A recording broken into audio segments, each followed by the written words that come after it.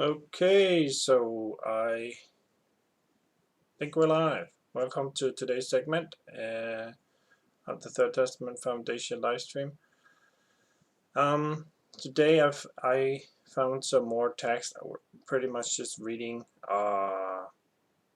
sections 80 to 87, which is a continuation from last week where we ended. But before we do that, let's just explain concept or some terminology that Martinez uses in this text that we're going to read.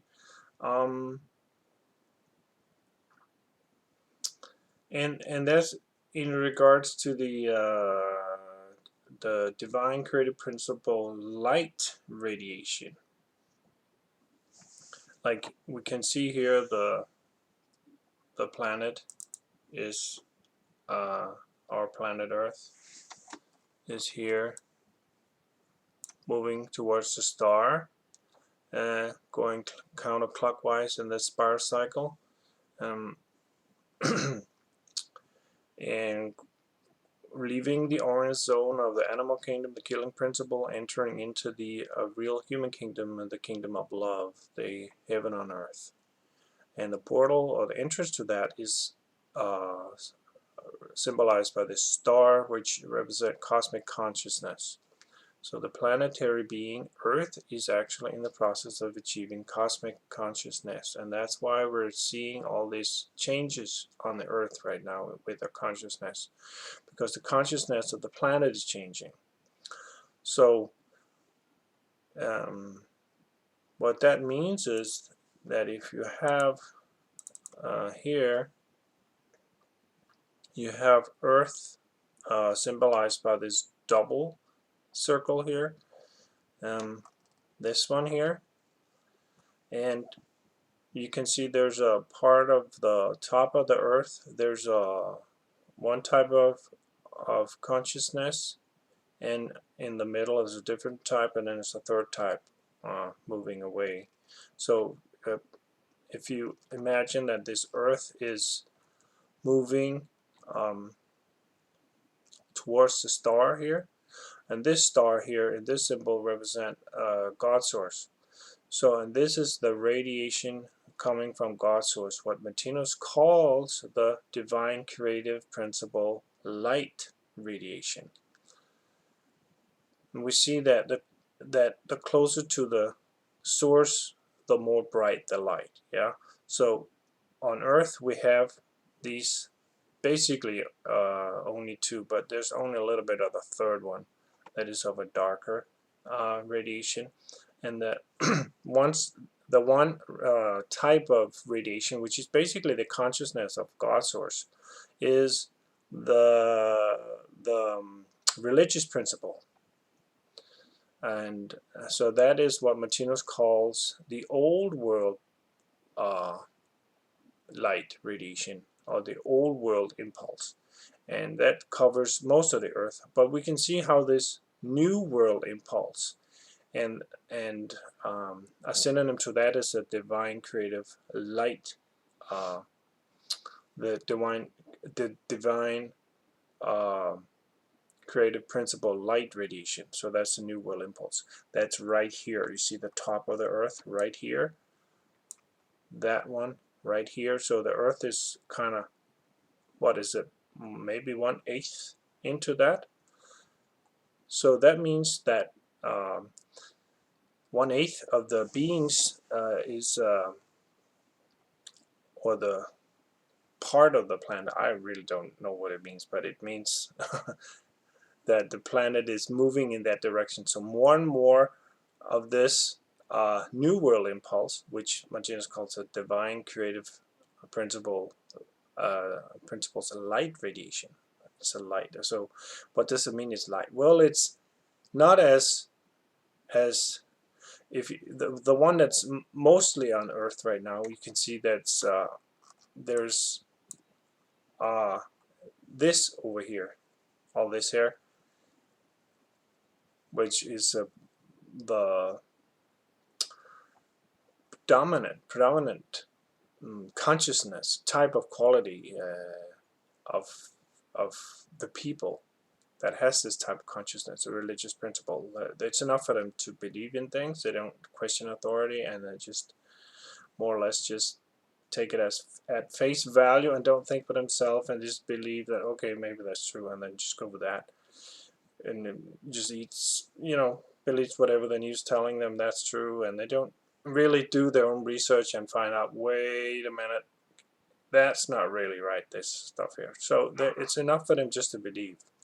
So, and there's also this world impulse that it's the source of all the world religions: Buddhism, Islam, Christianity, and Sikh, and how many religions we have, and Shinto, and a lot of religions, right? It's this same principle of authority. You believe in authority and you don't question authority. But there is some, we can see that relatively this religious principle, the old world impulse, is relatively not as light as the new world impulse. And that is the how evolution goes from less light to more light. So relatively speaking, this new world impulse is of the light, because it's not as there's more of it. There's more of the light. Yeah, it's not that the religion is darkness. It's just there's not as much light as in the new world impulse. So if we see this Earth here again, we see the Earth, the double, the two rings. Now it's orange. And we see there's beings here that are has consciousness partly into the new world impulse, and then there's beings here that's going this way, and it's enough for them just to have the old world impulse. So so that determines the different categories of human beings, and what type of consciousness they're compatible with. So not all people are interested in the Third Testament because they're not done with the old world impulse. See, the new world impulse is the Third Testament is a one of the manifestations of the new world impulse. It's not the only one. There's lots of others. So, but the Third Testament is just one of these manifestations of the new world impulse, or the divine creative principle, light radiation. So I think with that in mind, I think we're ready to read. Just again, to go back to the planet here again, we see actually, so relatively speaking, like if we just know a little bit about frequency, you see that yellow is of a higher frequency than orange, right?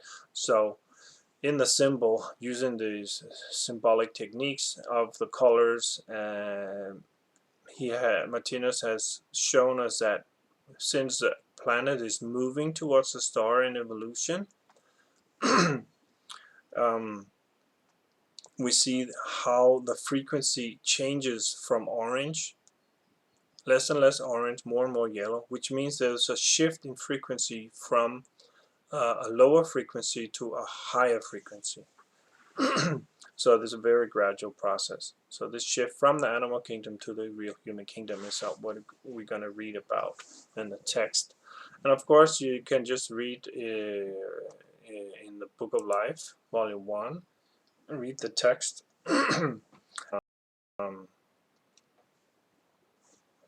Then you don't have to watch this video. I might comment a little bit on the text. So of course, if you read on your own, it's always good to read, because when you read, you can stop and think about things.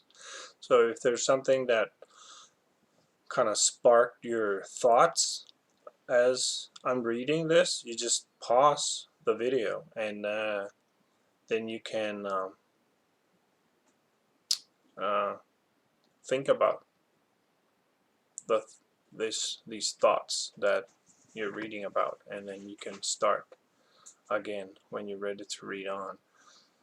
Okay, so let's see here. I think I was gonna pop out this. Oh, not that one. I wanted to pop out this thing.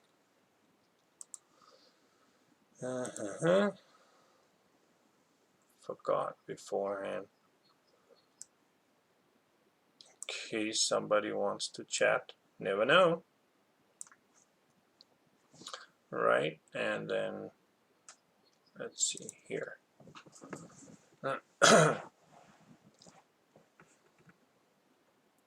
So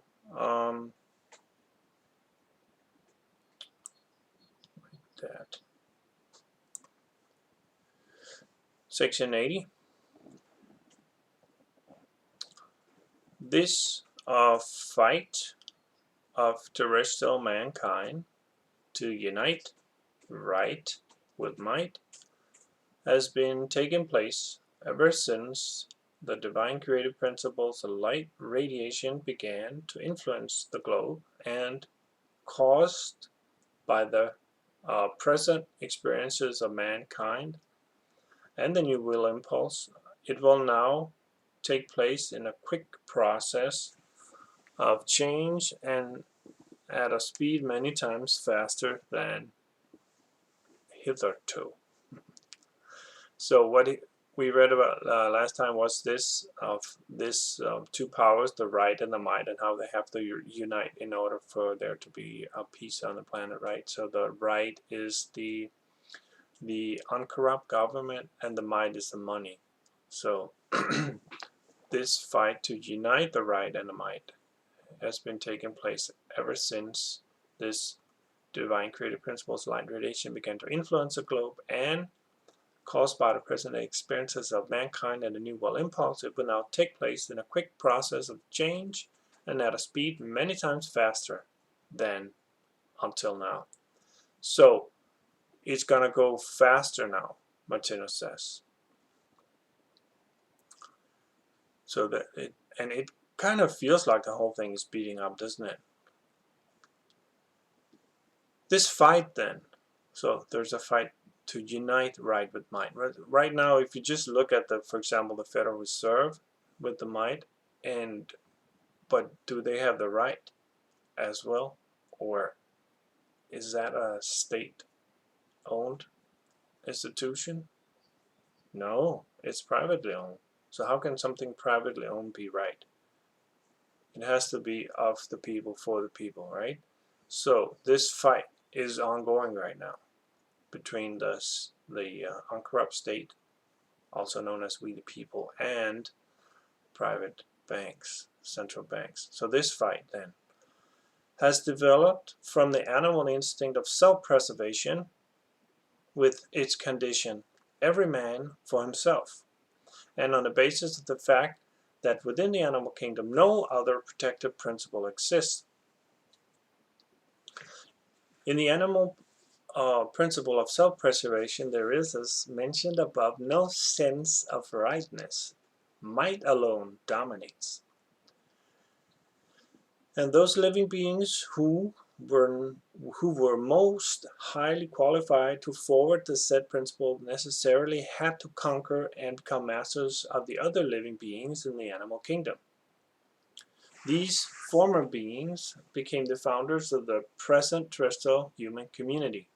They became its Adam and Eve. And as they did not yet know any difference between good and evil, but were inspired wholly by the single idea or instinct, every man for himself, and this is again in the evolutionary zone in question, was in fact the law of existence, which they were not yet sufficiently developed to be able to break. They lived a life of paradise, which means in true contact and harmony with their own kingdom. And as this kingdom was the true animal kingdom, it became a garden of paradise for all those living beings.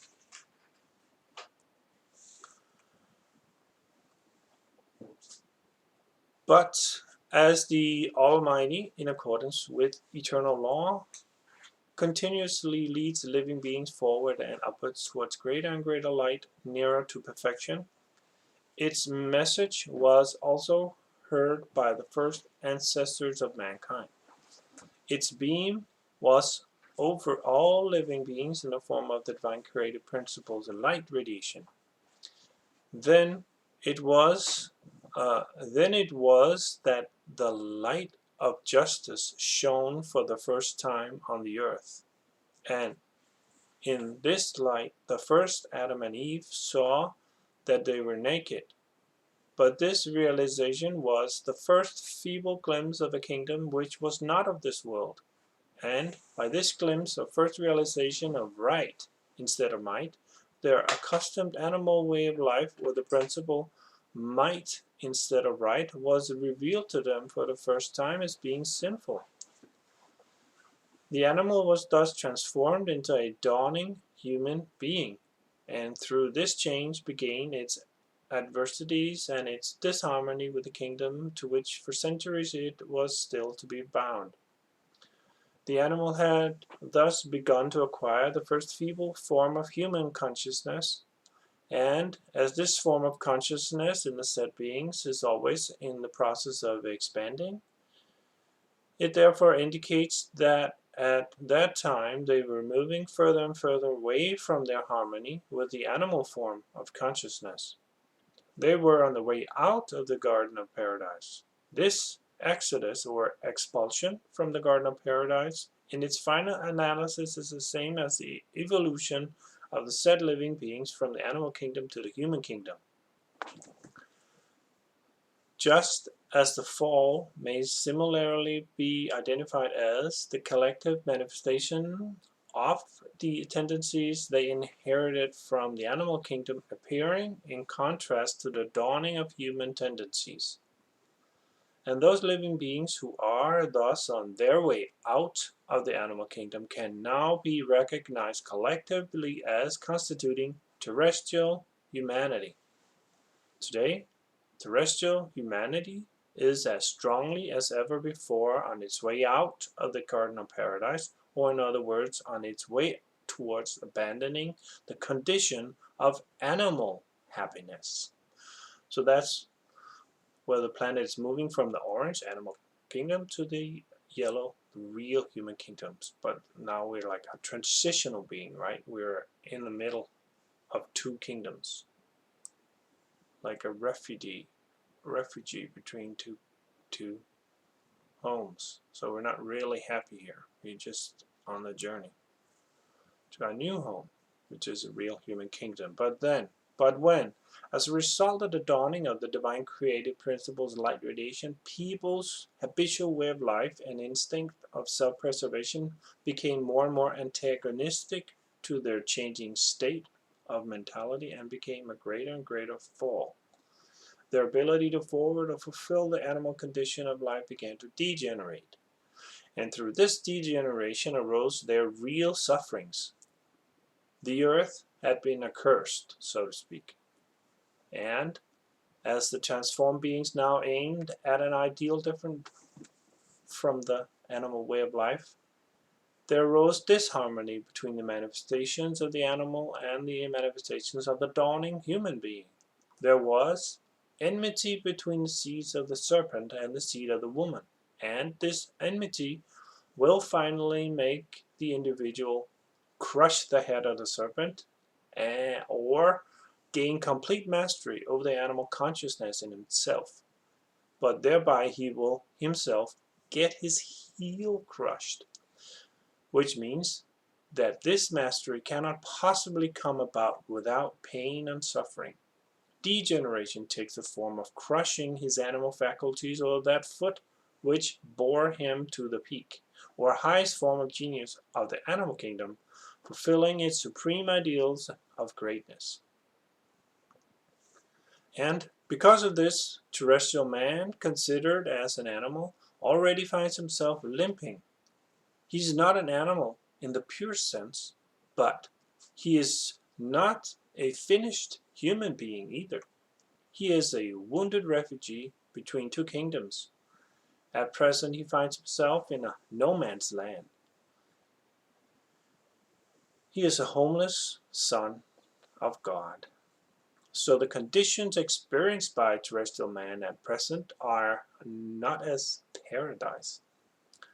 The highest material happiness he can attain is wealth and luxury, but as his happiness can definitely exist only on the basis of other people's poverty, need, and misery, it will continuously result in hatred, crime, strikes, lockouts, revolution, war, and mutilation.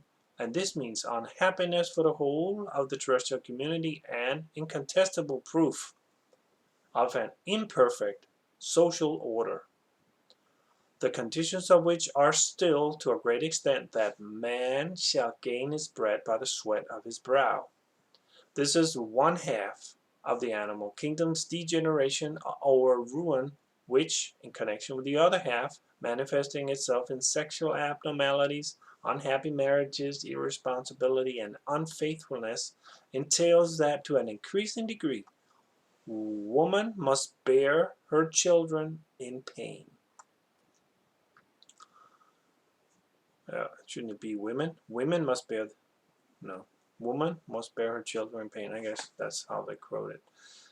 A state of accursedness in the form of the degeneration and ruin of the animal kingdom is thus brooding over the community of terrestrial mankind. Yeah, so we have the state of accursedness, right? We're cursed by this.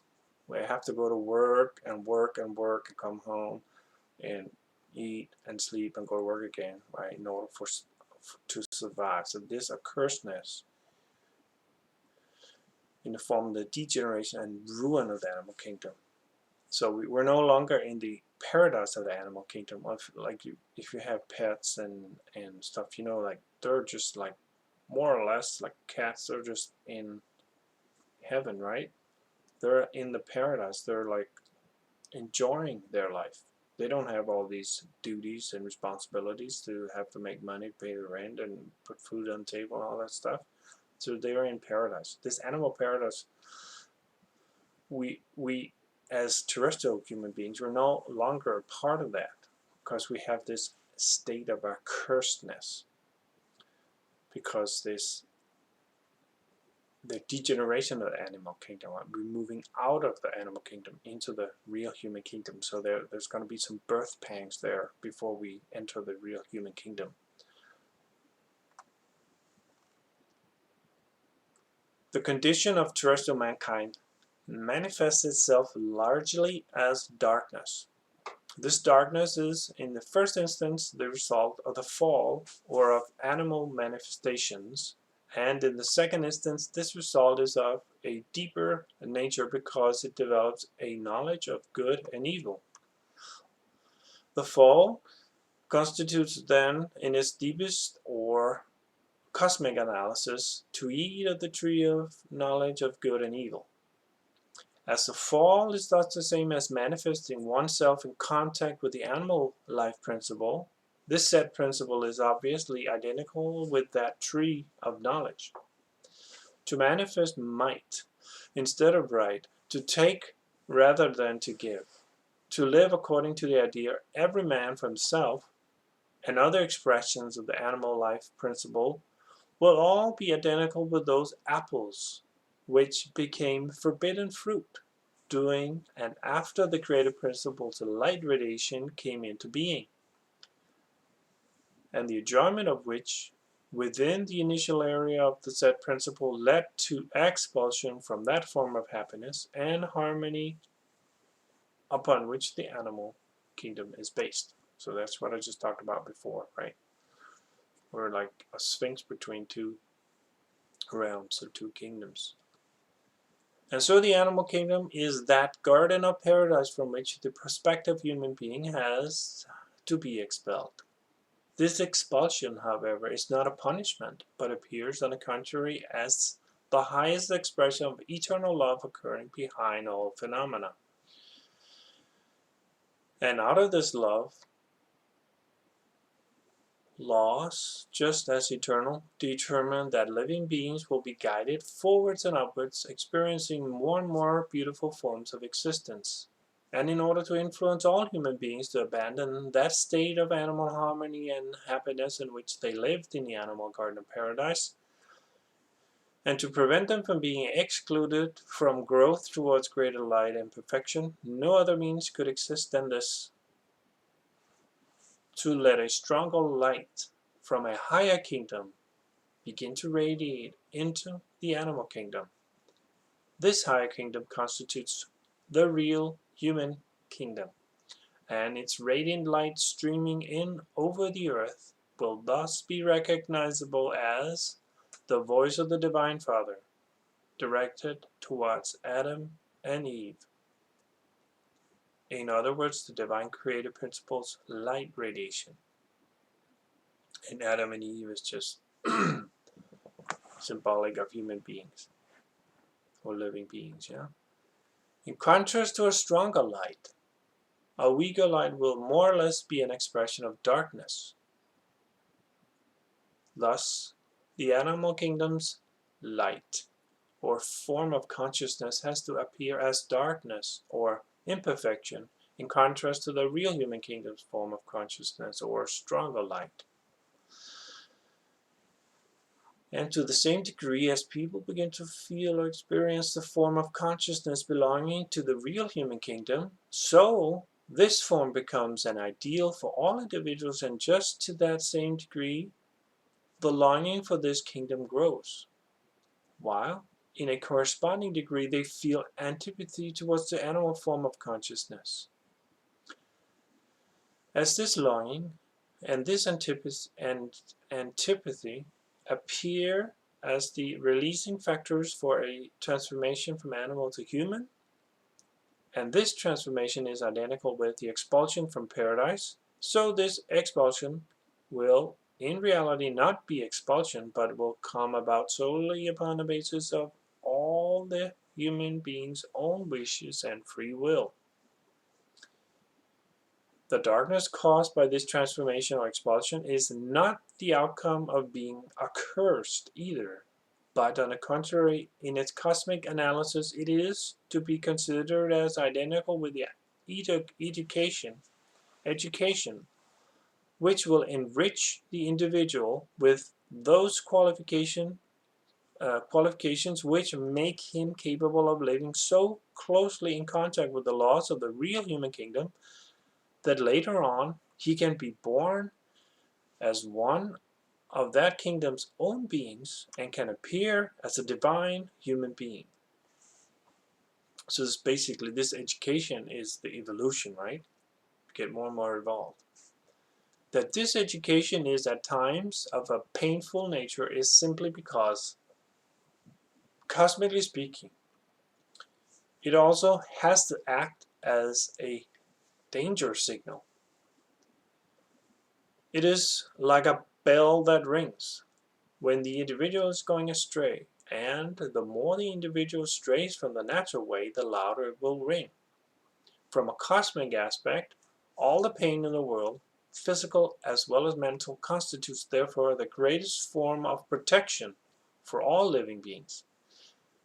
It is a guardrail to prevent the individual from falling into the abyss of eternal death. If it were not for pain, no individual would be sustained in an eternal existence. No living being would ever be brought back from the wrong road, but would continue on it, which again would be the same as an eternal silence, for without pain, no contrast to life, and without contrast, no manifestation, no road towards perfection, no evolution, no experience of existence, but a universal equilibrium preventing any form of movement. An eternal death would be the master of life. But thanks to pain, the opposite is a fact. Life is the master of death, and pain is a divine blessing. Pain shows the way to God, to truth, and to life. And then the last section here. Until the divine creative principle's light radiation began to take effect, terrestrial mankind had been living in a paradise zone of consciousness. But In essence, this was guided by the dark radiation from the same principle, while the animal instinct of self-preservation or the animal manifestation in this zone had not yet become the fall, but existed on the contrary in the form of heroic deeds and idealism. This zone does not have any real importance for this introduction, but we will come back to it later on in Livets Bog I Life. However, here we are going to give a brief outline on the direction in which evolution will guide mankind out of the last part of the animal kingdom, where it still finds itself, and lead it forward to the birth on this globe of the real human kingdom, thereby abolishing those factors which at present prevent this same kingdom from being of this world. We are now going to indicate those factors which are the conditions for a new garden of paradise and an all-embracing peace on earth. So, and then he goes on to elaborate on that. So that's nice, yeah, all-embracing peace on earth, on this earth, this planet Earth. I mean, that's what's not to love about that, right? So that's when this earth here has moved up into the yellow, and but more and more we can feel this vibration of the yellow, right? This increasing of the frequencies moving into the yellow and out of the orange. So we're entering into this higher frequency of the love, neighborly love, and we are leaving this every man for himself. It's more blessed to take. That's the law of the animal kingdom into the law of the real human kingdom. It's more blessed to give. It is more blessed to give. Yeah. So that is the law of the real human kingdom. Everybody will be there for their neighbor and to give and not to take. And with those words, I'd like to thank you for watching. And if you have any question, you can always go to the Third Testament Foundation website and send some emails and get on the mailing list if you want to have updates. And as always, let me just mention that all symbols I am copyright of Martinez Institute, and hope to see you soon.